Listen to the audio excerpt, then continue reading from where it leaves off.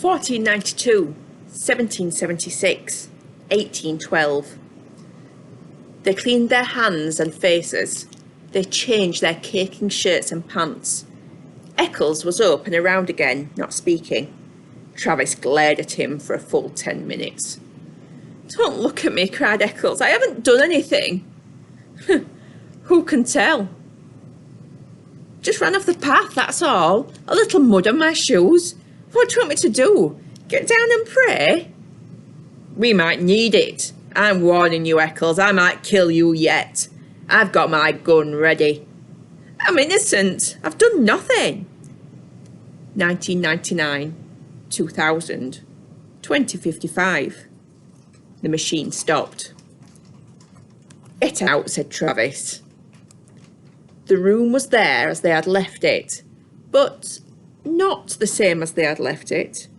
The same man sat behind the same desk, but the same man did not quite sit behind the same desk. Travis looked around swiftly. "Everything okay here?" he snapped. "Fine, welcome home." Travis did not relax. He seemed to be looking through the one high window. "Okay, Eccles, get out. Don't ever come back." Eccles could not move. "You heard me," said Travis. "What are you staring at?" Eccles stood smelling of the air, and there was a thing to the air, a chemical taint so subtle, so slight, that only a faint cry of his subliminal senses warned him it was there. The colours, white, grey, blue, orange, in the wall, in the furniture, in the sky beyond the window were... And there was a feel. His flesh twitched, his hands twitched. He stood drinking the oddness with the pause of his body. Somewhere, someone must have been screaming one of those whistles that only a dog can hear. His body screamed silence in return.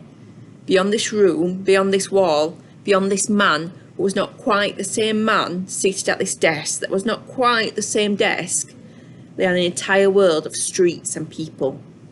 What sort of world it was now, there was no telling.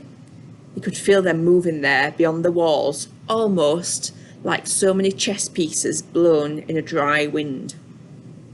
But the immediate thing was the sign painted on the office wall, the same sign he had read earlier today on first entering. Somehow the sign had changed. "Time Safari, Inc. Safaris to any year in the past. You name the animal, we take you there. You shoot it." Eccles felt himself fall into a chair. He fumbled crazily at the thick slime on his boots. He held up a clod of dirt, trembling. "No, it can't be. Not a little thing like that, no." Embedded in the mud, glistening green and gold and black, was a butterfly, very beautiful and very dead. "Not a little thing like that, not a butterfly," cried Eccles. It fell to the floor, an exquisite thing, a small thing, that could upset balances and knock down a line of small dominoes and then big dominoes and then gigantic dominoes, all down the years across time. Eccles' mind whirled. It couldn't change things. Killing one butterfly couldn't be that important. Could it? His face was cold. His mouth trembled, asking, Who won the presidential election yesterday?" The man behind the desk laughed. "You're joking. You know very well. Deutscher, of course. Who else? Not that fool weakling Keith. We got an Iron Man now, a man with guts." The official stopped. "What's wrong?"